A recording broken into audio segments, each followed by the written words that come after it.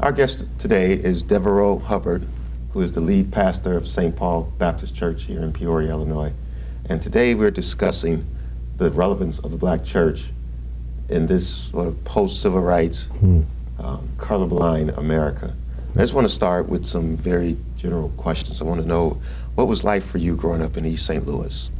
Oh man, East St. Louis was a great environment for me. It's interesting, I didn't realize how others outside of East St. Louis viewed our city until I went to college. Okay. But a great environment in the sense that it was a very supportive community. Many of our teachers, especially by the time you get to the high school level, had graduated from the historically Black colleges. So they really emphasized the importance of pursuing excellence, working hard, being diligent, really emphasized giving back to the community, trying to figure out how you can serve your community, being a part of the solution, not a part of the problem. Okay. So it was a great environment to lay the foundation for me of I'm responsible not only for me, but I'm responsible for those around me. And they nurtured that, I think, and poured that into us. And it has helped tremendously as I've moved from East St. Louis and now been in Peoria more time than I was in East St. Louis. But that foundation that was laid, I think has really influenced the person I've become. Okay. And how long you been in Peoria? Been in Peoria, came in 1998 to attend Bradley University, which was a culture shock. Again, going from 98.9% African American community, African American leadership, to Peoria, Illinois, to Bradley University with, at the time, about a 7% minority enrollment, was a culture shock. And I didn't realize I was prejudiced until I arrived at Bradley University, and just as a result of working through my education, had to address my own prejudice and the issues on the inside of me. So well, it was like a pro-Black. It was a pro-Black, but I think it was also, again, I was aware as a high school student of the stigma attached to us because we were Black teens going to the mall around East St. Louis. Was not in East St. Louis. And you would be followed around the mall and things of that nature by the police or watched. So I was accustomed to people constantly watching, constantly expecting the worst. So I didn't realize I developed just a disdain anytime I felt as though somebody was watching me because of my color or because I was an African American male. And that surfaced, obviously, as you get into classes and have discussion, whether it's philosophy or sociology, and all those issues come to the table, that begins to surface in your conversation with people. Okay. Is there a sense that young people today are still wrestling with those same issues, or have things changed a little bit? I think they're still wrestling with them, and I think in some instances they're probably more overt than they were when I was a kid, and I think in other instances they're hidden. And it's a part of systems that work against children for a variety of reasons. But I think they still do face the challenges. I don't know that they're always aware that they're facing the challenges or sensitive, to be mindful in certain environments because they do have to be on guard. Okay. Now, given those realities, what would you say are the differences and similarities to life in Peoria, what young people are dealing with in Peoria versus what young people are dealing with in East St. Louis growing up? Well, it was, I grew up in East St. Louis and during a time where gang violence was on the rise. It was the late 80s. So a lot of the gang violence was really, it was just It was a challenge. I mean, each day after school, you come out from school and there's shootings or literal brawls, you know, with bats and metal, you know, and things of that nature. So it was a hostile environment from a black on black crime in that sense. Not as many deaths because it was still more physical fights than shootings. I think even though this generation is, especially in Peoria, they grow up with gang violence and things of that nature, I don't think it's as prevalent. It's not as much in the news in Peoria as it was at the time in East St. Louis. Crime rate was real high back then. You know, 17, 18 murders a year would be minor, you know, or minimum. So I think it's a very different environment. I really appreciate, which is one of the reasons we've stayed. I appreciate the environment in Peoria for that reason. Now, you know, before we started, you said, you know, I know that your father is a pastor, your grandfather is a pastor. In terms of the community that they were I guess pastoring in, can you reflect on their leadership, the role of their church in the community, given the context of East St. Louis during that time, versus your leadership today and the community you describe here in Peoria? Yeah, I think for my grandfather it was very different. My grandfather pastored for 40 years. So he pastored from about 1940 until the early 80s, mid 80s.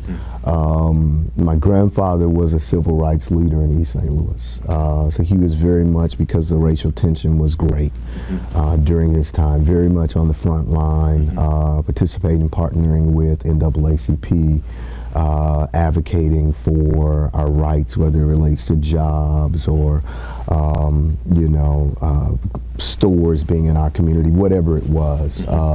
He was really at the forefront of a lot of the civil rights piece within the East St. Louis community. I think in the transition, because East St. Louis has changed a lot, my father as a leader is not as much in the forefront. The fight is different to some degree. My grandfather dealing with leadership that did not embrace African Americans in East St. Louis at the time. My father pastoring during a time where you have black leadership, primarily black leadership. So the issues are very different as far as how each of them have led in the city in the time. And I think both of those probably have challenged and influenced me in leading in Peoria. Part of my perspective being shaped by them, as well as my time at Bradley. One of the things I saw at Bradley, I was at Bradley during the Matt Hale days, which was a time of racial tension in Bradley's history. And what we saw during that time was that we had to act, but not just taking action to address the immediate issues. We had to make a choice after that to become a part of the solution and the systems. So we realized through that event that we weren't a part of Student Senate. We weren't a part of the SABRC budget board. So all the student decision-making groups we were not a part of, which meant nobody could speak for us at the table. So what was the Matt Hale? The Matt Hale event, Matt Hale was, at the time, he was a racist in the sense that he believed African Americans were monkeys, that we were not intelligent, that We didn't have a right to be on campus, shouldn't have a voice on campus. They put flyers throughout the university highlighting the particular belief that we were monkeys and unintelligent, and it just created a lot of hostility within the campus, which forced the administration to have to take some action based on students taking action. But again, the lesson learned was be a part of the system. Right. So I think both of those have shaped me. Okay. Where my philosophy as it relates to justice and making impact in Peoria is being a part of the decision-making systems, influencing those who are influencers, encouraging others within the life of the congregation to be a part of the decision, be at the table. Whether you're a teenager or an adult, you need to be at the table so that your voice can be heard. Yes. If you're not at the table, no one can hear your voice. You can't assume that someone's going to speak up for you. So that's really shaped and influenced how I think about social justice and our influence in Peoria. Okay. Well, that's a great segue, because many would argue that the Black church as an institution is not as vocal, not as prevalent on the issues that are some would say relevant to the Black community. And I say put in the air quotes because there are certainly many communities, middle class, working class, lower class. So certainly the issues that impact one community is not necessarily one that impact others, but there is this sense of the relevance. I understand the perspective. I think I do, especially all of us are shaped from where we come from and what we know. We came from a civil rights movement where we had a few key leaders who were out front rallying people for a number of significant issues. I think as we have become more diverse as a people, educationally, economically, all of that, I don't think there are just a few issues that a few leaders can take on anymore. I think there are still a lot of prophetic voices as far as Black church leaders who are out there speaking and highlighting some of the key issues that are before us. But I think there are many other voices that are not in front of the news or in front of the camera, but are working every day on boards and committees in various sessions trying to influence and impact employment, influence and impact education and opportunities towards education and advancement within the corporate environment. So I think you have a number of people working in those spaces, but because we don't see dominant figures in front of the camera, then it's easy to make the assumption that the voice is not there. I think the voice is different. And the voice is communicating differently than it has communicated in the past. But I do understand the perspective. So in many ways, your grandfather, perhaps, your father, had an easier pathway to leadership. I would imagine the issues were concrete, they were visible, their presence was visible, where it sounds like you're dealing with a different reality, a different set of circumstances that do not sort of require you to be on the front line to be effective. I think not only a different set of circumstances, but I think our generation, we're blessed to have a broader base of people who can speak for themselves. We have a broader base of people who understand the issues and the details of the issues, who have now, through social media and the internet and things of that nature, platforms where they can communicate. So I think the issues are different.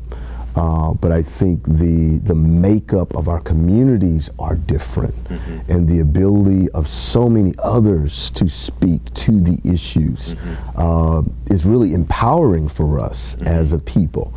So that now that we don't just have one or two voices, and I think that's the constant pigeonhole at times that the news and the networks are trying to push us into. Where is your leader? Right. As though we can only have one leader and one voice. Well, we have a multitude of leaders who are speaking to different audiences in ways that they can understand that I may not be able to speak to, but they're very familiar with the issues and they're addressing the issues. So I think that's been the benefit of our generation. And then when you add the platform of social media, I mean, we get to address things immediately, you know, or highlight injustices immediately, where generations before, they had to prove that the incident happened, you know, before they could even talk about the incident. So I think in many ways, we have advantages that the previous generation didn't have. Yeah, you raised it. That's an excellent point, and I just sort of challenge you on the sort of the limitations of that as well. Because in preparing for this interview, I was reading about a church in Chicago in 1929, Olivet Baptist Church. I believe the pastor, Reverend Lacey K. Williams, and it was argued to be the largest church at the time. So I wonder, at the same time that you said the multiple voices, social media have allowed Black religious leaders to not have to speak on every issue. Do you think that it is also there are limitations to that, in the sense that when I'm reading about Reverend Lacey Williams, I suspect that a large part of his influence was that he was the only one. So he could go to the mayor's office and say, I have 2,000 votes, and who have family members. If you don't provide jobs to my congregants, if you don't, you know, clean up our streets, whereas you suspect that at the same time, there's a positive to having these diverse voices. Has it sort of weaken the power of the church, given that splinter? I follow the question. I follow the question in the sense that if the multitude of voices are not unified at some point, and there's not someone or a group who can unify those voices, to be able to speak in ways that especially politicians understand, which are typically votes, then it does become a limitation. And I think that has been at times our challenge. I think what we saw in the first election of President Obama was a rallying of people to vote. I think we saw a decrease in the second election, probably for a variety of reasons. There should be concern in this election year as to whether or not the multitude of voices can be rallied together to be able to say, even if we have differences of opinion on a variety of issues, can we agree on some key issues to say, because of these key issues, we need people to vote. We can't tell you how to vote or who to vote for, but we need you to vote, and your vote matters because it communicates a message. I think because of the limitation that you highlight, we have been, and if we're not careful, we will be taken for granted this election year. Should the church, the Black church, have a social agenda? I think we have to have a social agenda because a part of the gospel addresses the social ills of humanity. The scripture teaches good religion is to take care of the widows and the orphans. Jesus is constantly highlighting in the Gospels the importance of taking care of the poor and taking care of the least of these. So we have to have a social agenda. I think the challenge at times of the Black church has been that we've had a social agenda that has been primarily Black. So in order for us to be the church, then we have to operate based on the teachings of Christ first, not being Black first. Right. And if we can stay with that larger agenda, then we do address the social ills of society, but we also have to address injustices and inequalities in other spaces and other arenas for other people. So I think we have to. Right. What that looks like may vary from community to community, but I believe we do have to not only meet needs but raise people. Okay. Because again, if you just continue to give fish, Right. that's not going to help a person. Yeah. But if you can teach them how to fish, and I think more importantly, why they fish, then that's going to keep them motivated to continue to fish and to pour into the next generation so that we can move from some of the generational challenges that we've seen within our community. Okay. And with that, I get the sense that your congregation is very diverse in terms of class, in terms of generation, Yeah. in terms of experience. I mean, how does that affect how you lead, how you pastor? Yeah, it poses challenges. I mean, just generationally, when you come to the civil rights issue, those who are 50 plus, they're longing for that prophetic one leader to drive issues.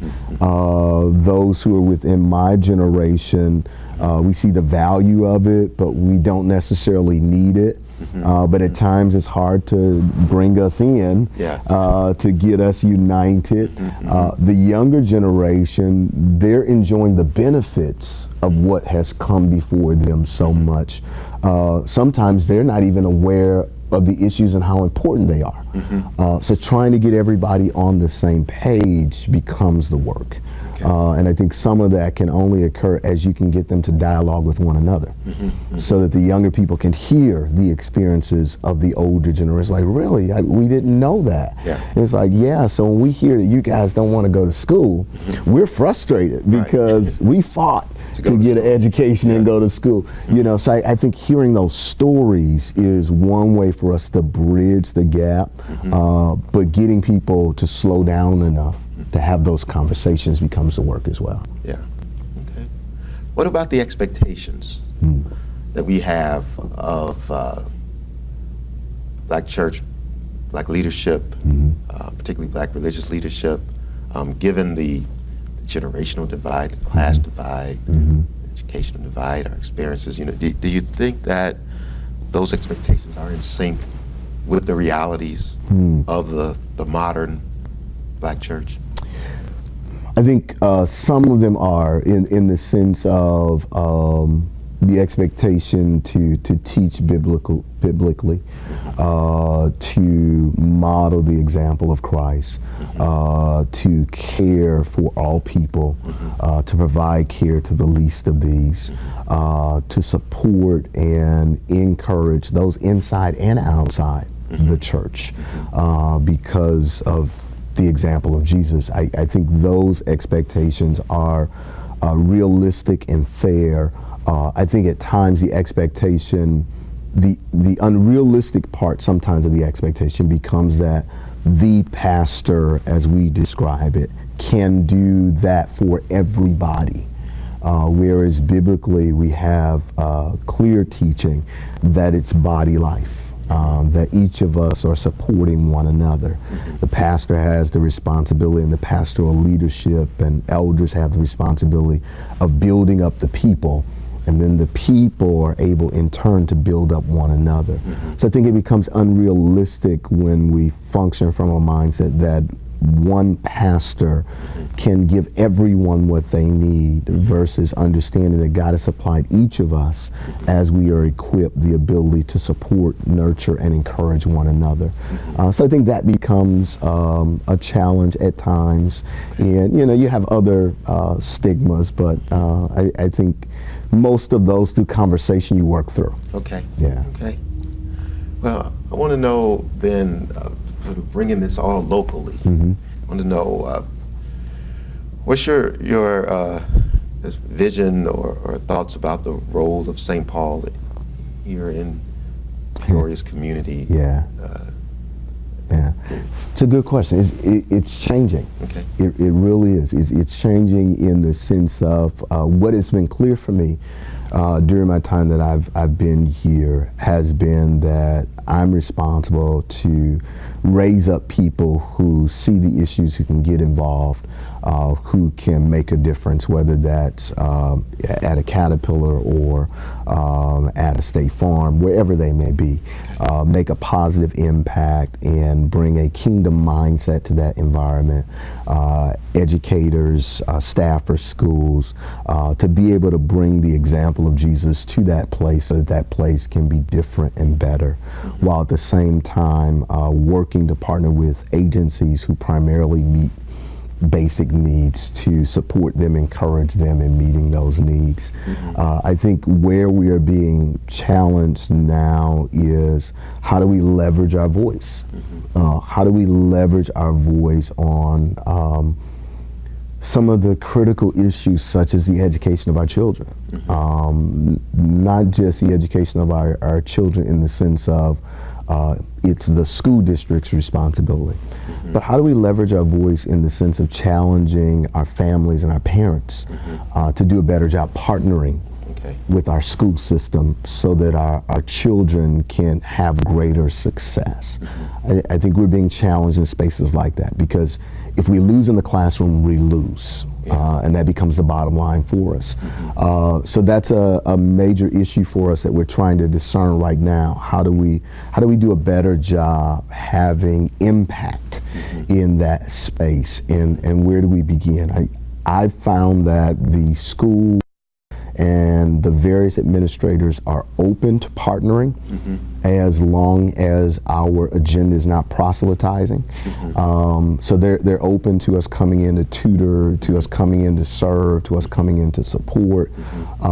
But it can't just be other people coming in. It has to be the families of the children who are present in the schools. So it's changing in that we're trying to figure out how do we work in that space differently. I think it's also changing in that we're trying to figure out how do we partner in a better way to address the food scarcity issue. There are a lot of seniors and others in our community who don't have the basic necessities as it relates to food on a daily basis. And they're having to make tough decisions, whether do they take their medicine or eat food. And they shouldn't have to make those decisions with all the food that we throw away in our country. If people can't do anything else in our country and our community, they should be able to have a meal every day. So those are two issues that we're really praying through and wrestling with to say, how do we leverage our voice? How do we leverage our congregation? How do we leverage our partnerships to begin to work more in that space to have more of an impact? Because I think if we can address those two areas, sometimes you see challenges in school because kids haven't eaten. So it all impacts one another. People are stressed because they can't provide food, so that impacts how they respond to their children. So it's a system. So how do we impact the system so that we can have better students who can focus on education and be children? So we're really challenged right now to look differently at the problems. Okay. So it sounds like those prophetic voices are still sort of shouting loudly, just differently. Oh, definitely. And I think not just loudly, but I think the prophetic voices are more targeted now. Okay. In the sense of being able to, again, influence the influencers. We have a number of influencers in our city, from people on city council to the mayor to people on the school board, and then those who get to serve, the privilege of serving to represent our state. And being able to not only hear their challenges, but then to speak into those situations and circumstances, say, I hear you, but I just want you to be aware of this, or I just want you to think about this. So I think those conversations are also taking place behind the scenes that people may not know about, but I think they are making a difference. Okay, that's great, that's great. Well, I definitely appreciate your time. Pastor Hubbard, Marwin Spiller, thank you all for joining in. Yeah, thank you so much for the time. Thank you. Oh, pleasure.